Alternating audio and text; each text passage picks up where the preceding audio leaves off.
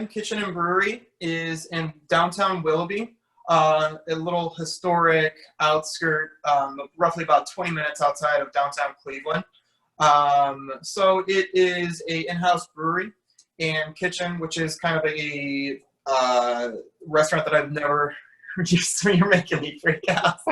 Just giving me crazy looks, making me all nervous.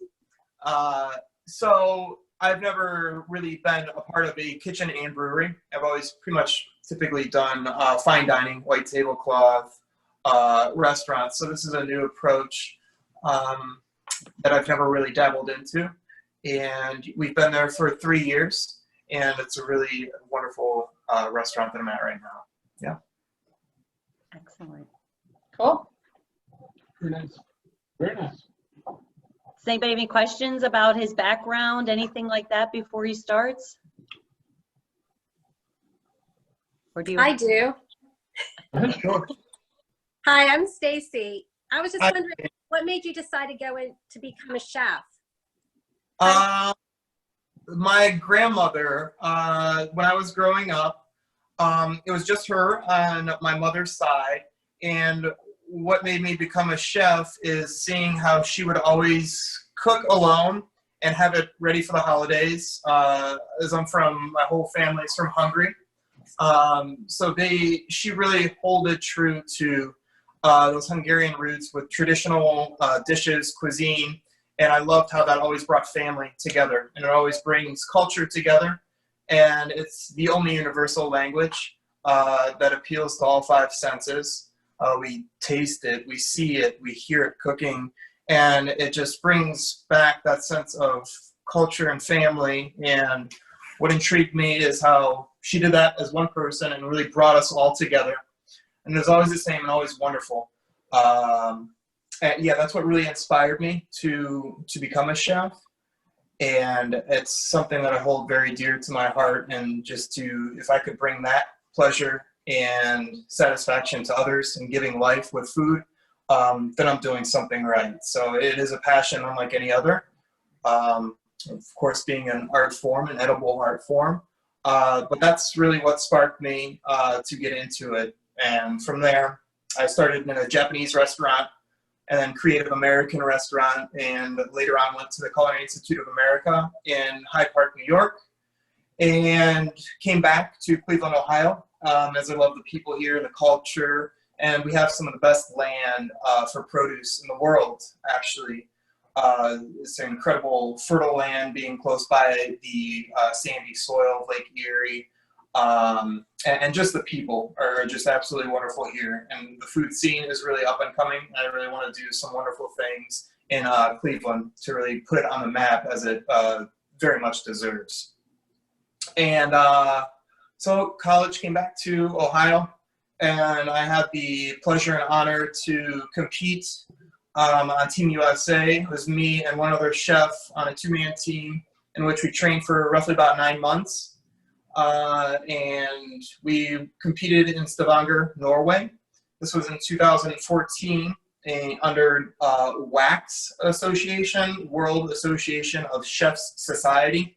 So it's a huge tongue twister, very hard to say, so that's why it's just WACS for short. So we competed over there against 7 other countries, in which we placed 2nd in the world, which is still the highest rating for Team USA within that competition to date, which we're really proud of. Norway took 1st, which was very much well-deserved. Those guys were really, really talented over there, and very humble, which was very nice to see. And yeah, came back to Cleveland, Ohio, launched 2 downtown restaurants in Cleveland, one Marble Room Steaks and Raw Bar in downtown Cleveland. From there, okay. Il Venetian, fine dining Italian restaurant, also in downtown Cleveland, and which I kind of wanted a different change of pace and a new challenge, in which I'm currently at Brim, which you've heard the backstory of Brim, in which we really pride ourselves in being, very approachable, cooking with the seasons. We have anywhere from 8 to 10 menu changes a year. Just making it good tasting food, and it's a great team. Most of them I've worked with in the past, 10, 15 years, I came across most of the crew that I now have established, which is really cool because we all kind of travel together, and it's a good family. Very nice. Thank you. Yeah, you're very welcome. Thank you for asking. So I think if nobody has any other questions, if you want to go ahead and lead the way, and anybody has any questions while we're going through, just jump in. And if you don't feel comfortable jumping in, you can, at the bottom of the screen, hit the chat button and I can ask for you. Yeah, that'd be wonderful. Yeah, so please feel free to ask any questions. I always say to you know, my staff, whether it's my cooks or front of the house team, the only dumb question is the one not asked. So please don't hesitate to ask. And I repeat. Oops. We froze. Really embed in your mind for that repetition, and you slowly start to get why it's done this way, because a lot of cooking is, you know, it's science on what does this, why does it do that, what happens if I do this. And with cooking, whether it's a short period of time or a long period of time, you finally figure out, okay, this is going to happen. You almost can read the future and learn how to correct problems. Unfortunately, you know, that's why most chefs really don't like baking too much, is if we make a problem or an error, we can usually fix it with cooking. Baking is not so generous to us. So thankfully, cooking, you have a lot of wiggle room to kind of create, whether it's a mistake or an error, and sometimes those errors are often, you know, blessings in disguise, where you can create a whole new dish where if you weren't to make that mistake, you would have never learned something. And that's what the beautiful thing is, too. You need to make these mistakes to really learn and progress and develop. Let's start. Yeah. Okay, so I wrote everyone a list on what you will need for this demo. We're going to be making 2 dishes today, which actually work great for breakfast, lunch, or dinner. So a classic for breakfast is steak and eggs. So this egg dish is very different from most egg dishes, whether it's hard boiled or sunny side up. It's a frittata. So it's kind of, you can bake it. You can do it on the stove top. You can do it in a cast iron. I prefer to do it in a nonstick pan. It's a little more generous and forgiving. But if you have a nice seasoned cast iron, that won't have any problem sticking. But we're going to take a safe approach to it and do a nonstick pan.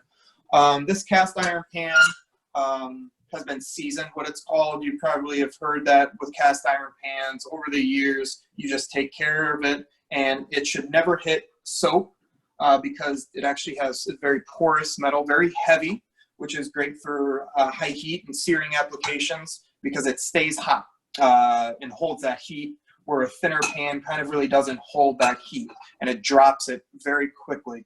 So I love cast iron, but they're little maintenance required. You gotta know what you're doing. You can't, like I said, hit it with the soap. So I'll kind of show you how to properly take care of one and clean it when we're done with it. And that is a really nice investment as it'll last for absolutely years and years. So like I said, this will be used for steak. And going back to the steak preparation, we are going to do a pan-seared steak. And like I said in the write-out sheet, you can choose whatever your favorite steak. In it. It's relatively affordable, and the thicker the better because it won't overcook on the inside. But I really enjoy strips. They're great for slicing if you want to take that steak and eggs approach, or just for dinner as well. But we'll get a nice hard sear, is what it's going to be called, on both sides of the meat. And we're going to finish it off with nice aromatics of garlic, shallot, fresh bay leaf, and oregano. What cooking is too, it's very customizable. So we can make changes, what it's called, on the fly at any time, and make a meal, whatever your favorite herbs or vegetables are at any time. So these are just a couple of my favorite herbs right here that I really like to use. And that brings out those floral notes, grassy notes, whatever the herb might be. They all have their distinct flavor. We can go over here, in which I already took the liberty to prep all of our vegetables, which we will be using for the frittata. So going back to the whole theme of you can make whatever you want based on your preferences. In this case, we're going to be doing peppers and onions and ham and cheese frittata. So you can do tomato. I mean, you can do whatever you want, bacon. But what also sets, you know, most dishes from just the normal dishes are herbs. I love herbs. They really highlight and make something different and special. And chive, you can probably take a walk. I don't know how it is elsewhere, but that's why I love Ohio as well, is you can take a walk and usually just smell them and look around, and you'll find them growing wild, whether it's spring garlic, ramps, or chive, anywhere. But that's really what makes great food outstanding, is the use of herbs and building the flavor and seasoning as we go. This is just an aged Adams Reserve cheddar. Any cheese, like I said, will do, and meat, whether it's bacon, sausage. We've done crab and shrimp frittata as well, so it's not limited just to proteins. But this is just a simple deli ham that's really enjoyable and very affordable and really accessible to whoever. And yeah, we are going to do sweet peppers and onions, and there's a little bit of Cubanelle peppers in there as well.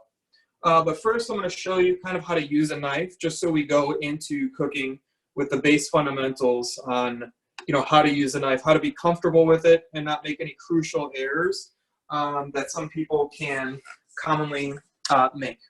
So this is, it's called a santoku, but it's pretty much exactly like a chef's knife.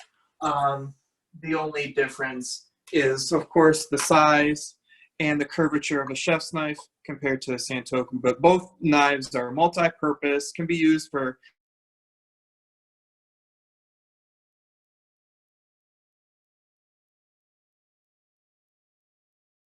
pretty much just have one or two to really get the job done and be very versatile. So with an onion, I picked this because I call it the mother vegetable. I love onions. They lend a great flavor to whatever you make. So first, we're going to hold the knife. We're going to pick it up and almost in a pinching manner, grab the knife right where the handle meets the blade. And that pinching will give us way more control of the knife and have it not sliding away from us and really choking up on the blade will give us really nice control. And having these three fingers back here and choking up on the blade and really not having, we don't use the knife like this. We don't use it like that because it's going to strain your finger. Just choke up on it and act like you're pinching and pulling a string through a knot to really get great control of the knife. And always remember to, speed comes with time. So you don't need to go flying and dicing onion like the speed of light. That'll come with repetition and muscle memory.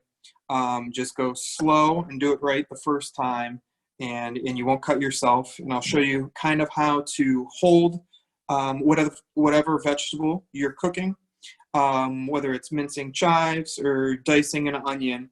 And I am right-handed, so this is going to be reversed for our lefties out there. So going back to the knife again, that pinch manner. And these two hands are called the guiding hands. And it's these two in which you lock up on whatever you're cooking. So what you run into problems when you're first using a knife is your thumb kind of sometimes popping out like that, and that'll cut right there. Or your pinky sometimes shoots out. So you just gotta lock that up against the blade and take slow, precise cuts, and each one means something, and think about what you're doing before you commit to that cut. And it's always good to have, of course, a flat cutting surface and putting a damp towel, whether it's a paper towel or just a kitchen towel on the bottom of the cutting board to prevent it from sticking. So that's the first step in which I actually misguided you. So that prevents this cutting board from not sliding all over the place, and it grips it. So going back to the knife, always have a flat surface, whether it's a cutting board or the vegetable that you are cutting. And I'll show you what I mean by a flat vegetable cutting surface. So we're going to knock off both of our ends right here. Careful not to take off too much of the product. And now we have a flat surface. It's not going to roll around.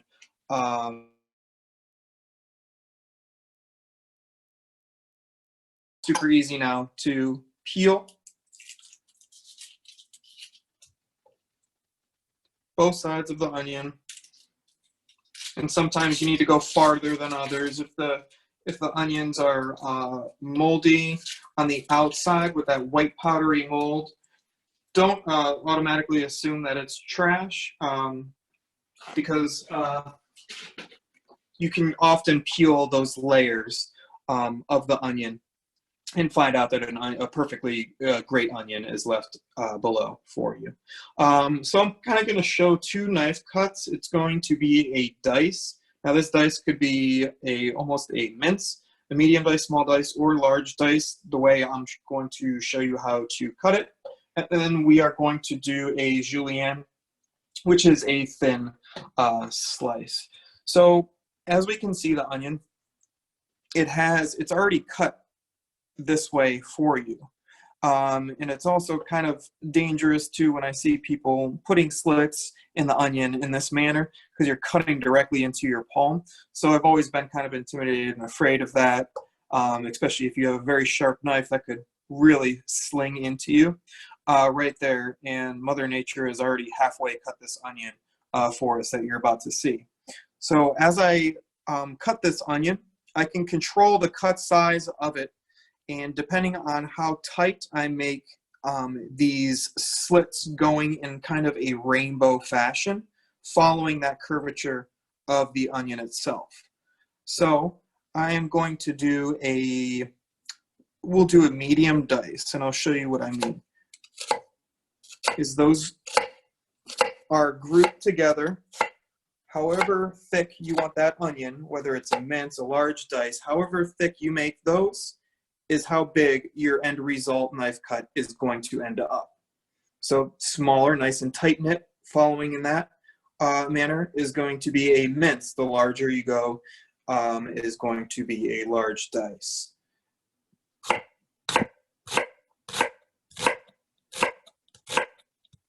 And then we just follow the knife down, and as you can see, it's already cut for us in a nice medium small dice, and we don't really have to mess with it too much at all, because nature did half the work for us. So that is pretty much how to do a small dice, medium dice mince. And if you don't feel comfortable making those really, really small, you can go through and kind of chop away at these to make them a mince if you want. So this is how I did the peppers and onions, the julienne cut, which is thin kind of strips. And once again, I will follow that curvature of the onion and kind of guiding the knife right along and flipping that. Once it's right here, it's kind of very unstable, as you can feel it when the knife is in your hand right up against the onion, kind of getting wobbly. So I'll just flick it down just like that, so I have more stability and less chance of cutting myself. But that is how you do a basic julienne cut. As you can see them both side by side, and different cuts are used for different applications. It just depends on what you want your end result to be. And I am just going to start by doing the frittata. So what we're going to do is we always gather all of our ingredients that we need prior to cooking, prior to touching a pan and getting it hot and ready to go. This is a common French term called mise en place, which means everything in its place. And for most chefs that I know, we are very strict and stern about this kind of phrase, because it directly translates to the rest of your life. You don't just apply it just in the kitchen. You take those habits with you in your home life and your outside life. As everything has a home, put it back where you found it, and that muscle memory will come in, and you're never searching and wasting time looking for a spoon or tongs or salt and pepper. You know exactly where it's at because it's going to be there every time. And especially with line cooking or cooking in a restaurant professionally, this plays a huge deal, a very big part on how to cook fluently and accelerate it, and it directly translates to the end result, the finished plate that's going to be ultimately sitting in front of a guest that they're paying for. So you can taste that organization, that fluidity through every dish. I take great pride in working clean, tight, and organized, and we definitely have to, in this day of age, work clean. So it just makes cooking that much more enjoyable and easy too, so you're not scurrying around for things. And as I'm saying this, it's absolutely hilarious because we still miss some things. You're never going to get it 100% perfect. Then I miss scrambling the eggs, so now you got to watch me scramble eggs. So, but that's all right. While we're doing that, I'm going to do something called preheating our pans, especially the cast iron. Will hold a lot of heat. So the first thing I do, and I always joke, whatever house that I move into, I take out all the fire detectors, because especially if you're pan searing a steak, we're going to smoke out the kitchen. So don't be afraid if you hear the fire detectors going off while you're doing this at home, because you need that heat to develop that crust that we're going to develop on these steaks. And color is flavor. So don't be intimidated by setting off, fire extinguishers unless you have, or fire detectors unless you have a full-blown fire. So with cooking too, especially a steak, I use a high heat oil. This is a blended oil where it's soybean and olive oil. Olive oil is very flavorful, but it has a very low smoke point, which means that it lights on fire and burns and turns very bitter in the back once it starts smoking. So I traditionally use olive oils for finishing and dressings where a strong heat application is really not going to be applied to them. They're very delicate, whereas a grapeseed oil, a canola or vegetable oil sears very nice. It's got a higher smoke point, so it gets a good crust, whether it's seafood, pork, beef, chicken.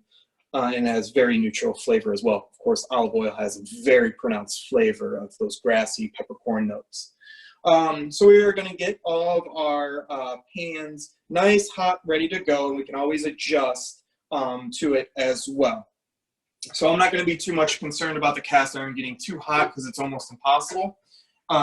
We have tongs for flipping the steak, the spoon, which I'm going to show you what we're going to use for. It's going to be called basting. And this is a great technique used for fish and proteins. A rubber spatula for our frittata helps great.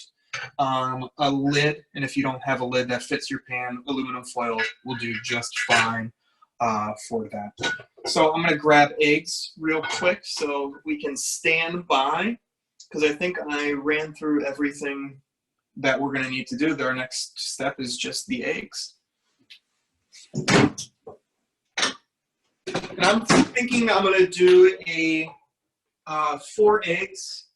Will be a pretty good amount for 2 people, 2 to 3 people. I mean, once you get up more towards 4 people, 5 to 6, and you can stretch it with a little bit of milk. Milk helps kind of bind it, make it a little fluffy as well. And I do prefer either heavy cream or whole milk. Fat has flavor. Everything in moderation, but being a chef, we like to make things delicious, and of course that's what cream does, and butter as well.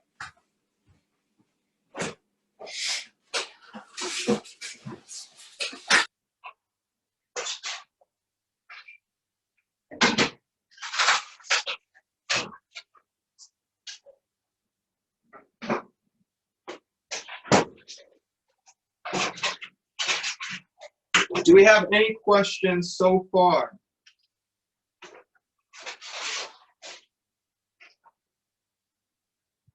Anyone? No?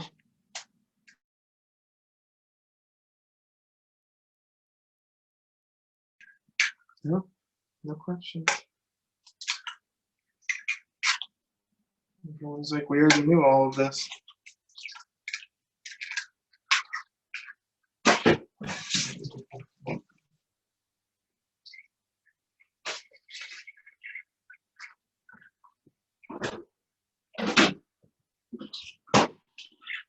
We'll just do a very quick splash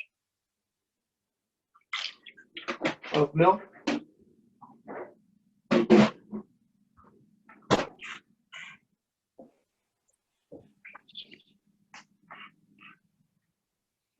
And we have to season everything. Seasoning everything in layers ensures that once we get to the end product, the finish, it will be perfectly seasoned, and you don't need to season it when it's on the plate.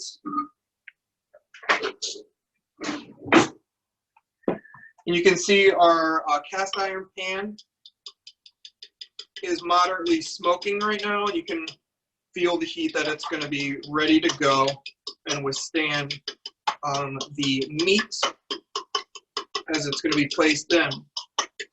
Another step that is going to help you as well is when you're pan searing any protein, whether it's pork, beef, chicken, is bringing that to room temperature, or just if you're afraid of that, just not directly out of the fridge into a pan. This is going to drop the pan tremendously, and it's good to have, especially with steak, them room temperature, so you don't overcook the outside and the inside is going to be still cold and raw. So we just beat our eggs so they are ready to go. And we're going to be doing the frittata first. We're going to turn up the heat on our non-stick pan.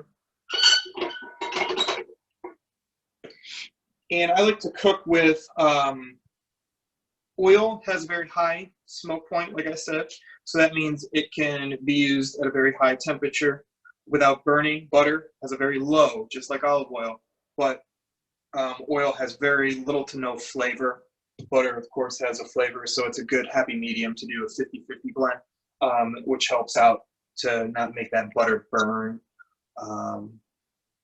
That's what I usually really like to do with any eggs, especially a frittata, because we do need to sear out the vegetables first with the frittata. So a little bit of oil. And we're going to make sure that the oil is not smoking away, because that's, once again, once it starts to turn a little bit bitter. So we're always going to be playing with our heat, adjusting our heat, and you can see how loose that oil is. It's not stiff, so it's a good, nice telltale sign that it's ready to go. Nice thin layer.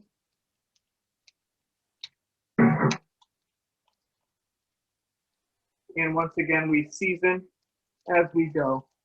And I would say season from the heavens up higher, because it covers more surface area and you don't get clumps of seasoning.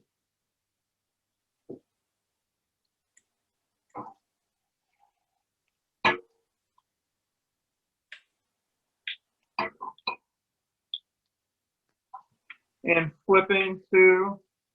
Some people are afraid or intimidated of flipping because they might spill all over the place. It's a very easy concept, and it's really, you can practice with, I think I practiced with toothpicks when I was younger to figure out the feel and the muscle memory of how it works. But the curvature of the pan is already naturally curved for you, so you just bounce it and bring back. And it's good too to not get carried away with flipping it constantly and stirring it constantly, as it's got to cook, it's got to do its thing and develop the color and break down. So if you're constantly shuffling it around and messing with it, it doesn't give it the opportunity to actually cook and develop a nice color.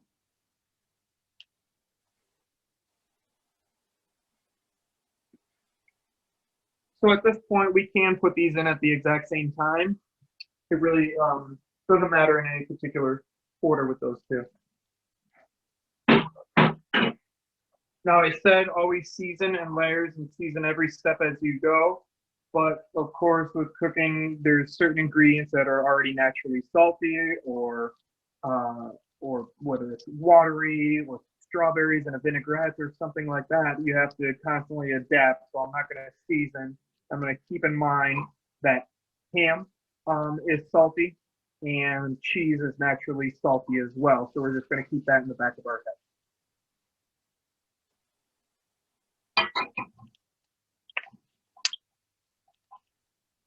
We're just going to break down these vegetables a little bit, just so they're not so stiff in our frittata, because it is an egg dish. That egg needs to bind and needs to have a little bit of wiggle room to really solidify and adhere and morph into one piece.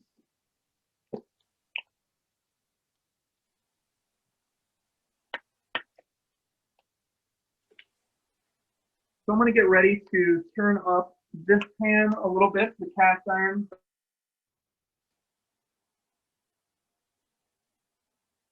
To season the beef as well, where this can sometimes seem like a really easy thing. It's actually quite difficult to season, whether it's chicken or pork or beef appropriately, where you can actually taste and highlight the beef.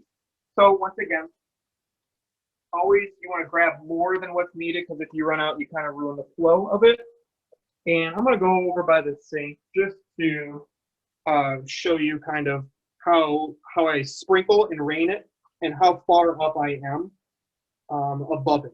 So once again, that's seasoning from the heavens, and that covers a nice even layer of seasoning across the beef or pork or chicken or whatever you do. And we always season both sides of whatever it is. You eat both sides, so you season both sides. And always paying attention to the noise of what food is doing.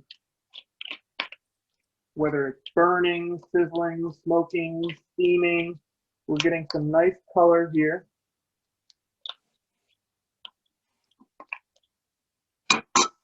And our heat's at a really nice, nice level right now.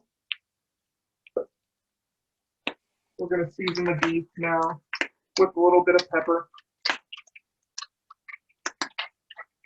Going up high once again to get a nice coverage of seasoning. I'm going to turn this down because it's going a little crazy.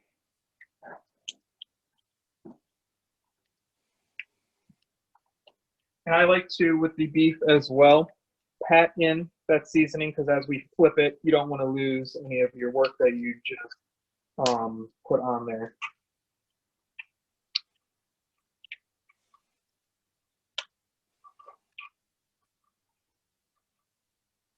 I'm kind of firming them up a little bit too, and making them short and stubby and fat. That's just so by the time we get a nice crust on both sides, the middle is not overcooked.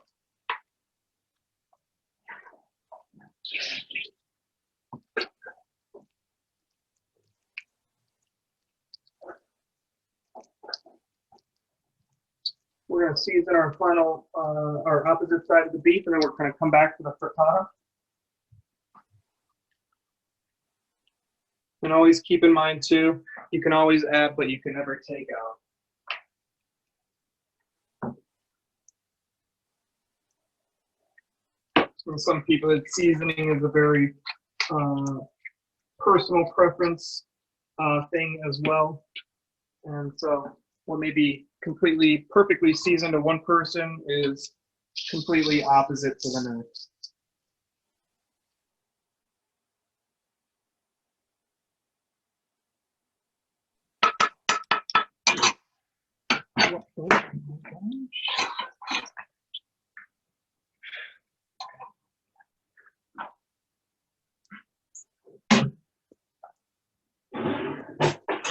So we lost a lot of our momentum of this frittata, which when we go in with the egg, we're going to need that back to really start to congeal the egg protein and make sure that it is going to bind together. I'm going to put a little bit of butter in at this point.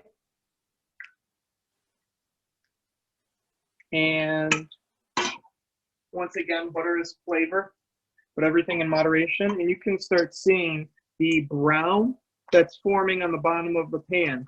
This is called fond, F-O-N-D, fond with an F. And that is super flavor. You see this when you're searing chicken, or in this case, ham. Vegetables do it as well. But what that butter does is butter has it's cream, churned cream, and it has a good amount of moisture in it. And if you don't want to use butter, you can use a little spritz or splash of water, and that'll pop that fond right off the bottom of the pan and release those flavor pockets, those tidbits of that nice crust. So now we're at a really nice point.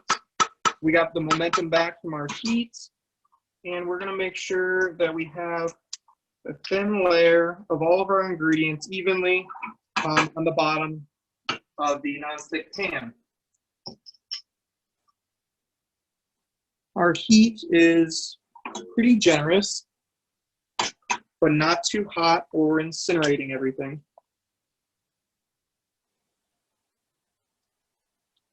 And that was 4/8, a little splash of milk or cream. So I'm going to turn up the heat a little bit. And what we're going to do is kind of work all of the egg towards the center. We're just kind of going to rotate the cooked egg and the raw, find our hot spots on the burner on where it's really taken off. Working those ingredients too, so it's not just the clump in the center.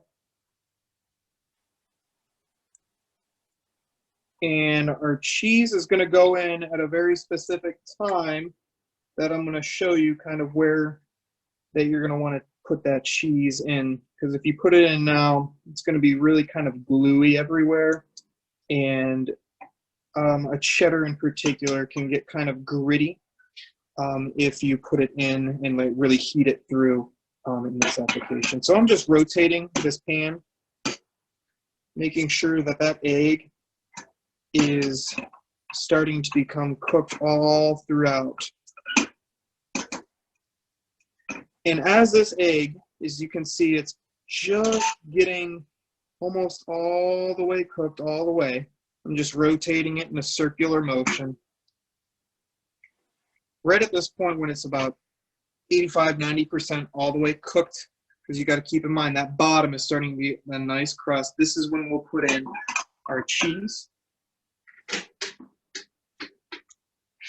Whatever your favorite cheese is.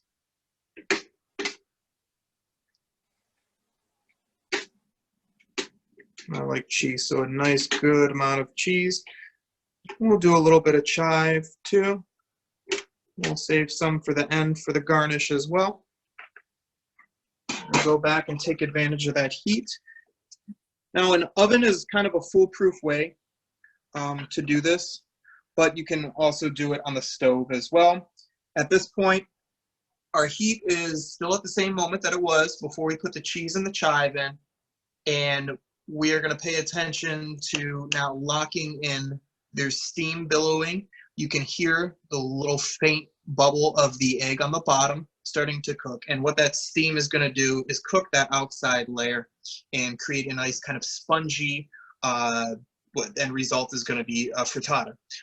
So that'll make it nice and airy and moist, and we're not going to keep losing any of the moisture in that frittata.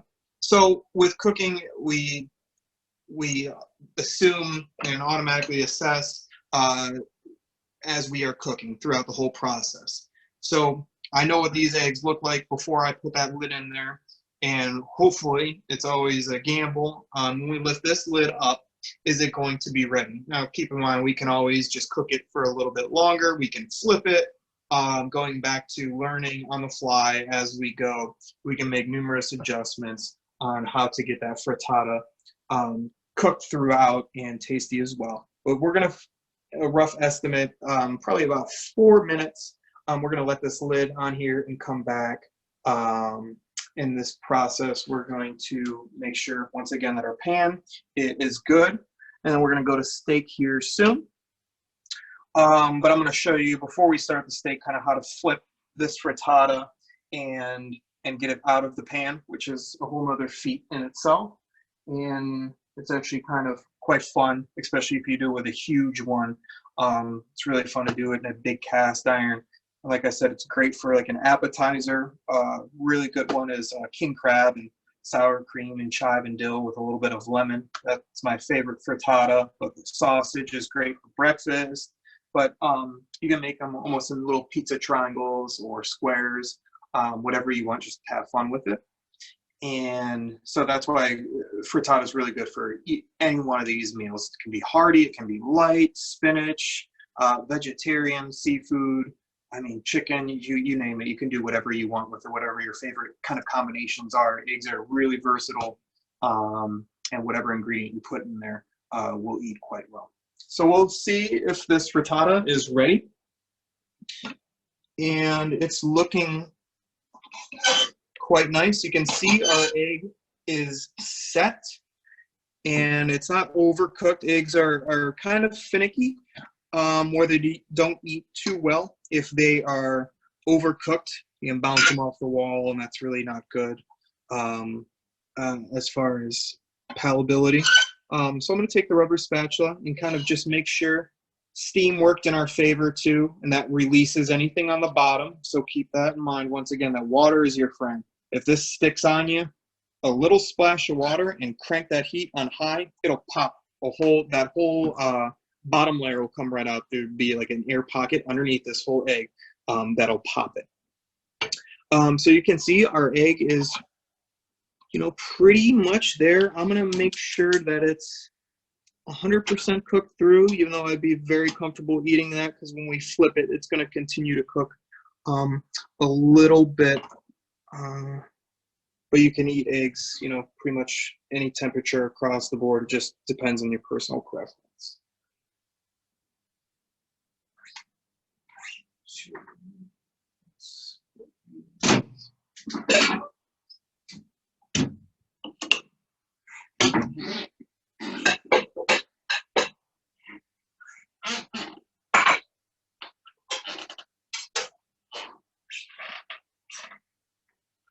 So you can hear that nice, beautiful noise, that sound, just steaming gently. And it is good to go. So here, we're going to take this over here. Now this cutting board's a little bit overkill on how heavy it is, and you can have a very small cutting board, and this works quite nice. But I'm going to show you guys how it's traditionally done. Flip, and it should shake right off, but a little tap of whatever, and that is a finished frittata.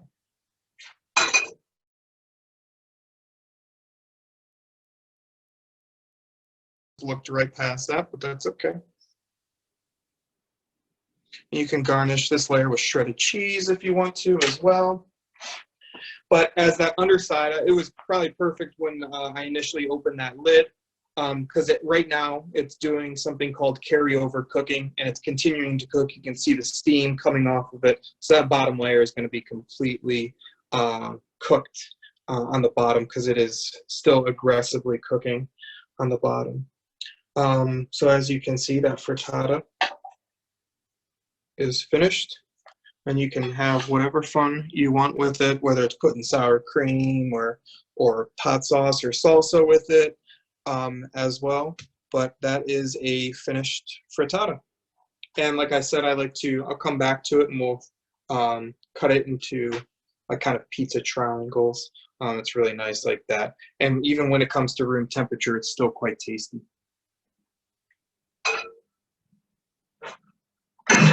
Okay. Now with the steak, our other half of our steak and eggs is we are now going to very aggressively heat this pan up, very, very hot. Bless you. Thank you. So this pan has been preheating for quite some time, so we shouldn't have to wait on it for too much longer. A little bit of oil. And these strip steaks really don't have too much of that nice desirable fat on the outside, but that fat actually starts by this. They're not too thick either, so I don't know if we're going to have too much luck by standing them up. But this way you can render off that fat, and that's really flavorful beef fat that'll render off. That fat is slowly coming off, it's melting down, and that's going to come in quite helpful for us with a nice end result flavor being quite tasty.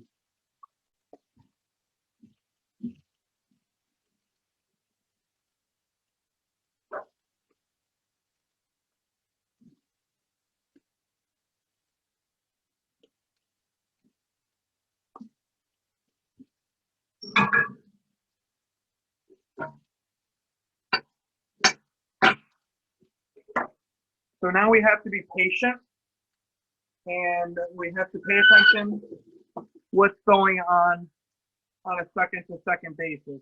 And we can start to see that the beef right there is starting to develop a crust or a sear. And like I said earlier, that cooking is science. So this is called the Maillard reaction. It's spelled like mallard, like the duck. But that's the reaction of protein starting to develop and get that nice brown crust. And that fat will really develop quite nice and get that nice crispy, crispy color and flavor. And now you see, and it easily pops right off. We got some very nice color. We're going to kind of push it down, pat it down a little bit, just to get any of those air pockets. So same thing with the egg. On the bottom of the pan, this is filled with moisture. And when that water or moisture starts to expel from that hot reaction of the pan, an air pocket will kind of form. And you'll kind of see it if you don't press that down, kind of little blank spots in your sear. So my pan is essentially going to be very hot all the way through this cooking process. And these are a little bit thinner than what I would prefer. The thicker, the better on these, just so you don't overcook them. And we could have went now like a little bit less oil. Came out of that squirt bottle very quick. Because now we're almost pan frying these, and that oil that's now kind of creeping up the side of it will really aggressively heat that. But I prefer it with strip steak, a medium, just to render out any of that fat and get that nice crust on the inside. So typically, since these are a little bit thinner, I usually sear like all four sides of the beef. But I think I'm only going to do the fat on the side and both sides, top and bottom, just so we don't overcook it. We're going to pay attention to that crust that's forming once again on the bottom, starts to turn nice and golden brown. That'll be when it's time to flip. And I'm going to drain out some of this oil.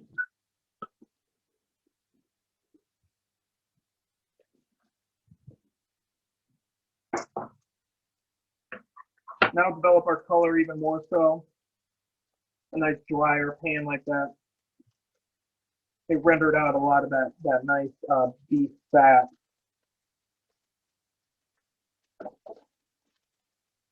And you're never going to want to overcrowd the pan. So if we were to do 3 steaks, that would be overcrowding it. And so what that term just says is there's way too much product inside the pan. It's shocking the pan and dropping it to it's almost cold. And by the time it rebuilds back up that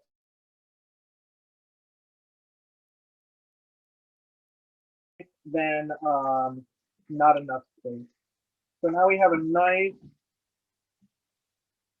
nice crust all the way throughout. And I know these are going to go very quick too, being so thin. So I'm going to let it do its thing on this side, because as we know from earlier, butter has moisture in it, and so that almost steam off any of that color that we're now developing. But this butter is going to be foamy and turn very nutty. And it'll brown gently, but we're not going to get it too hot where it turns flat, because then it'll be extraordinarily bitter. But we're going to do something called basting. And that just means simply flipping over a fat, in this case butter, over whatever product that is in the pan. So I choose a deep spoon, something that we can scoop that up and flick it over on top, something that will hold a lot of volume, that's not too small, so that you are not wasting the precious time and overcooking the steak. So we go back to your favorite herbs and aromatics, garlic, absolutely wonderful. And I just lightly smash this fresh garlic so it comes off, and I take the blade of my knife and just hit it one time, and it just starts to smash it. And with basting, it's okay if there's a little bit of skin on there, because butter, like anything, does, or garlic does burn if you get it too hot, and then it's once again extraordinarily bitter. So we can hear the nice pop of the fresh herbs, oregano, fresh bay leaf, and butter.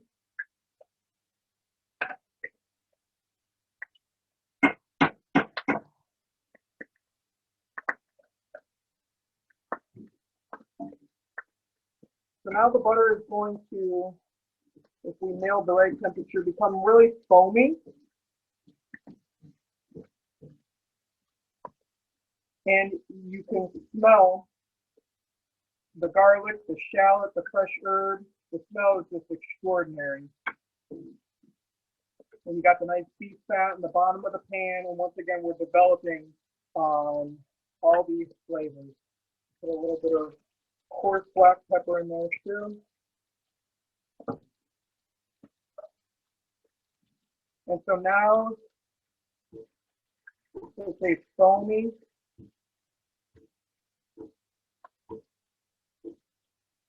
steak, and we'll do this a couple times. This is called basting, and you can do this with fish, any protein once again, and all that flavor of those herbs, that garlic, the onion, and the shallot is now infused with whatever you decide to cook it in. So now I'm going to knock off that heat.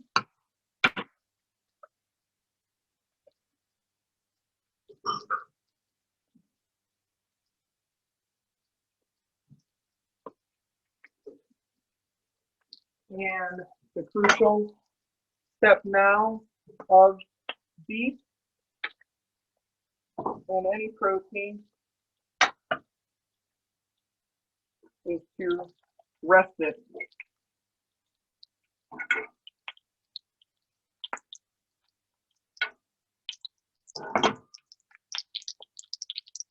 So what resting does,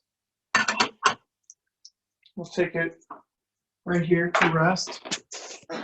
What resting does is when searing protein at a high application, it's really aggressive for that protein right there. It kind of tenses up like that. It's normally loose when it comes out of the fridge, and once it hits that extreme environment of that hot heat, tenses up. So what this is doing now, it's relaxing back those proteins, kind of going back to its normal state. It's moisture that's inside of this beef is settling and going back to its normal place, whereas if we were to take it right now, cut it open, all that moisture would be expelled out in the cutting board. So this is a crucial step, whether it's chicken, beef, pork, is to always rest your protein, rest your meat, so it'll be nice and juicy and succulent. So it's patience, but it also makes a huge difference, a world of flavor. You worked so hard at this point to get it here, so you can just wait an extra couple minutes. Depending on size, ultimately determines how long to let it rest for. So a huge braised pork butt, you would rest for, sometimes upwards towards 15, 20 minutes. The longer, the better. And overnight, even best if it's in that nice juice, braising juice, to rest it. And that really absorbs all the flavor.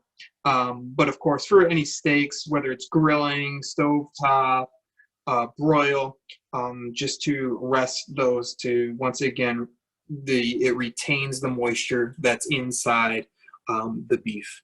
You really don't need to do this with fish because it really doesn't leach out. It's better to eat that as soon as it's ready to go off the flame, whatever application. Fish doesn't really have this problem.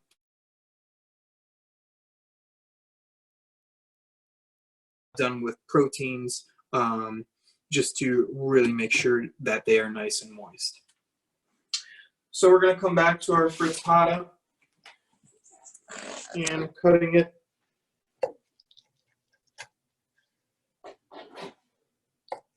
You can do this in simply 4.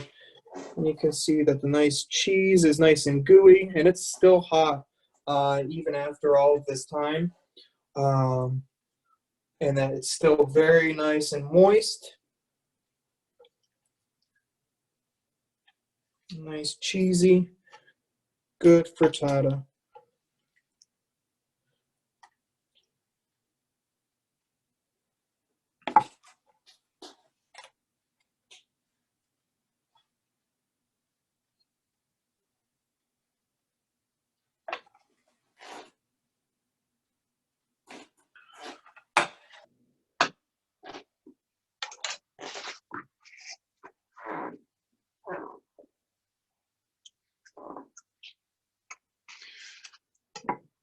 Come back to that, and we'll go to the steak.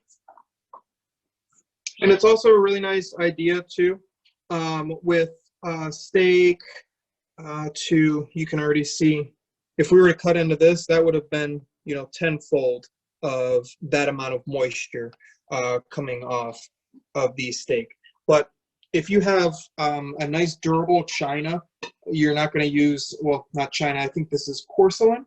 Porcelain works really, really nice for heating. If you put it in the oven or even right on the stove top for a couple seconds to warm that plate, just so you're not reheating this. So if this plate is pre-warmed, there's a phrase, hot plate and hot food.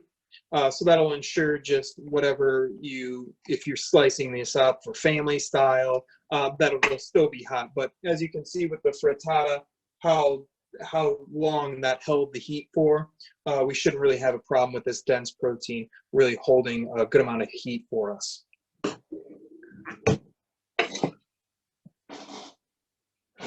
So we're going to let this go for just another minute just to relax more, and we'll slice it and serve it, and we'll enjoy it with our nice little steak and eggs.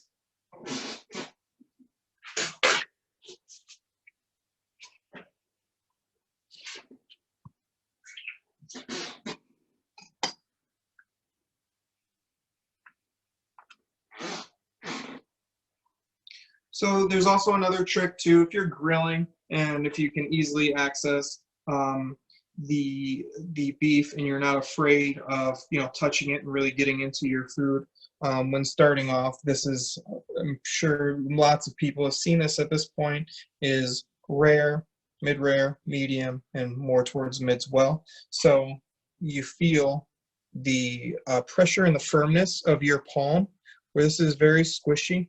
It tenses up and becomes stiffer. So that directly relates to whatever temperature you desire. So rare, mid-rare, medium, and more towards mid-well to well done. The stiffness of that you automatically apply to the beef and feel it until you start to become more familiar and comfortable with cooking.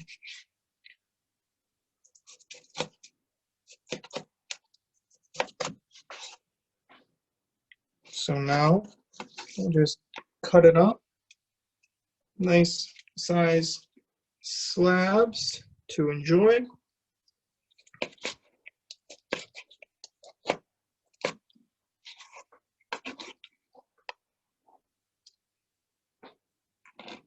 And it's really good too if your garlic gets nice and brown. I like to always eat the garlic with the steak. That one doesn't look too nice and brown. But if you do shallot, this is shallot, these eat very nice. And you're going to discard the herbs. But yeah, that is a very simple pan-seared steak with a spin on steak and eggs and a classic frittata.